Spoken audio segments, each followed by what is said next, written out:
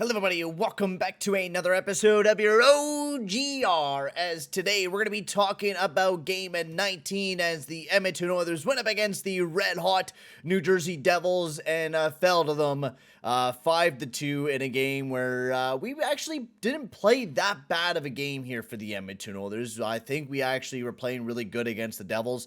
It's just pure and simple that we were going up against a red-hot team, and Skinner wasn't as amazing as he needed to be tonight.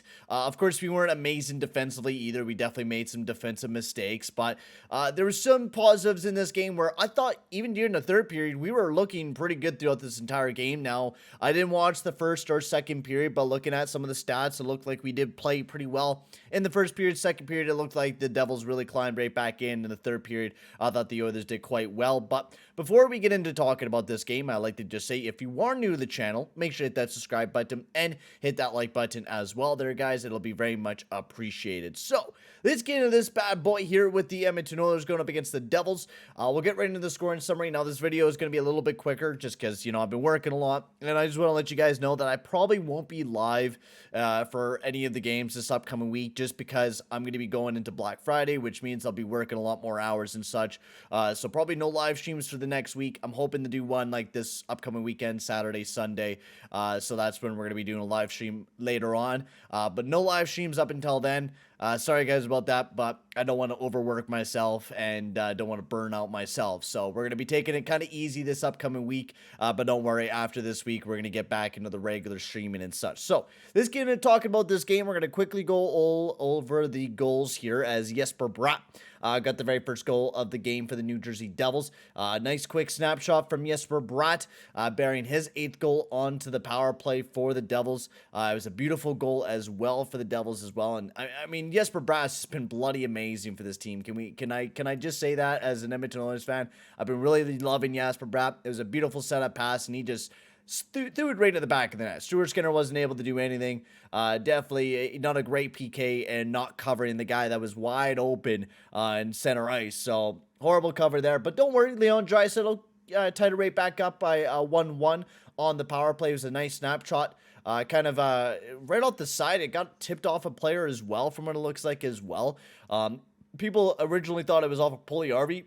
Puljujärvi kind of made it some space, and then it looked like Draisaitl just actually sniped it right through the 5-hole. So we ended the first period off pretty good, but going into the second period is where the Devils really started clawing back, with Dawson Mercer getting his 5th of the season, and then Severson, well, the Mercer goal was a little bit of Stuart Skinner's fault. He just wasn't able to handle the puck very well. He turned it over, allowed Mercer to get a handle of the puck, and threw it right into the back of the net. And then right after that, Severson scored his 2nd goal of the season for the New Jersey Devils, putting up the Devils 3-2. It was just a great breakout play. Puljujärvi wasn't able to, handle his guy. CC went over to the left too far. I don't know why CC did. And then both Darnell Nurse and CC just started puck watching, and the Devils just skated all over us, and Severson was able to snipe it right in the back of the net for the New Jersey Devils. But then, the start of the third period, we were looking quite well, generating a lot of offense. Puljujärvi tipped the puck towards Nuge to get Nuge his 9th goal of the season to make it a 1-goal game. But do not worry, Tatar scored a big one where both Nurse and CC wasn't able to be on the man hard enough, and Tatar took a great shot. Skinner wasn't able to handle the rebound very well, or Mercer was able to take the shot, wasn't able to handle the rebound. Tatar snagged it down and was able to bury it in the back of the net. And then Igor Sharagovich was able to bury his 6th in the back of the net. Just another beautiful snipe for the New Jersey Devils as he got his 6th of the season. And this is a great game by the Devils. It's hard to beat the Devils right now, to be quite honest with you. What is that, like 14 straight for this team right now? Like, it's a hard team to beat against the Devils. Yeah, 14 straight for this damn team. It is a hard team to beat against the New Jersey Devils. They have been absolutely incredible, and to be quite honest with you, we played a pretty good game. We played a very solid game, and, a lot of our guys looked quite good. Klim Kostin, I've been loving him. I wish we were to give Klim Kostin a lot more minutes, because even the one shift that, Janmark and Kostin played alongside him and Dave, that was actually one of our best lines throughout the night. Even though they had one shift, I know, it's kind of a smaller sample size, but they looked quite well. And another line that I really enjoyed is the Nuge Draisaitl Puljujärvi line. I really enjoyed that line, man. The third period that I did watch with them, I was like watching this lineup. I'm like, how do we ever not put this lineup together? Because Nuge, Draisaitl, Puljujärvi just really fit great alongside of each other, and I thought they had a few great shifts alongside of each other.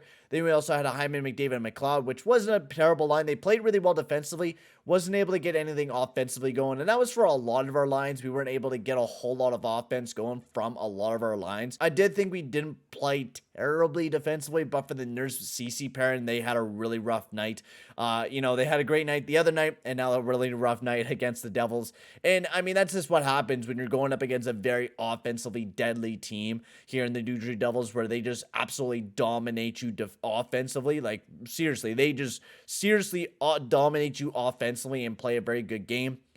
Barry and Kulak, that defensive pairing, actually didn't have a bad night throughout the night. We played kind of a 7 defensemen throughout the night. So it was Nurse Cece, Murray Bouchard, Kulak, Barry, and then Nemaline and Barry also played alongside of each other. Kulak and Barry actually did quite well. And I think Kulak got a little bit less ice time, which I think is needed for Kulak. I think Kulak plays a lot better when he gets less ice time. For some reason, they played Ryan Murray a little bit more than him. But I do believe that Ryan Murray plays a lot better when, or Kulak, I meant. He plays a lot better when he gets less ice time. I do believe that. And Kulak, I thought, had a very good game. Nurse and CC got really pelleted in. And Murray and Bouchard, not a defensive pairing that I really want to see, ladies and gentlemen. Really not want a defensive pairing I want to see. They had 3 goals against, and they were just dreadful defensively. Not a defensive pairing that I really like to have, and that's the biggest problem. We need another left-handed defenseman that can spread out things a little bit better instead of having fucking Kulak or Murray playing alongside of that guy. Because quite honestly, Bouchard needs a guy that could either be a really, really good 2A defender or really be a really, really good defensive defenseman. Not Ryan Murray or Brent Kulak or Nemaline. We need a really good guy to go up alongside of Evan Bouchard right now, and I think that's a really big miss key that, Ken Holland missed this past offseason. I think we definitely desperately need to upgrade in a top 4 deep, because I think Kulak plays really good when he gets, 14, 15 minutes per game, but once you start giving him that top 4 minutes, I feel like Kulak's play kind of downs a bit. But Bouchard had a rough game. I think he'll bounce back for the next one, but not putting him alongside of Murray, that's kind of a bad idea, without a doubt. Otherwise, Puljujärvi didn't have, he had a pretty good game. I enjoyed him alongside of the Draisaitl and Nuge line. I'm not a big fan of the fact that he's hitting a lot more. I mean, yeah, it's cool. He's hitting a lot more.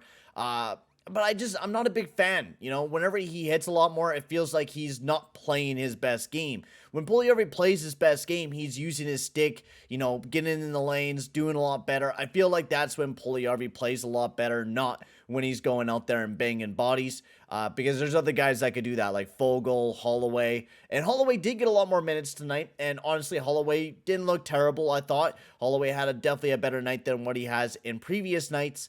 But once again, we've been ranting and raving about this. I believe that Holloway should be sent down to the AHL just to give him a little bit more time to develop and give him some more time. But yeah, that's all I got about it. I'm going to be able to fully watch the New York Islanders game on Wednesday, but that's really the only game I'm going to be able to fully watch because of work. I'm working like a trucker right now, to say the least. But thank you very much for watching, guys. Make sure to hit that like button and hit that subscribe button as well. And I'll see you guys all in the next one. Adios, amigos.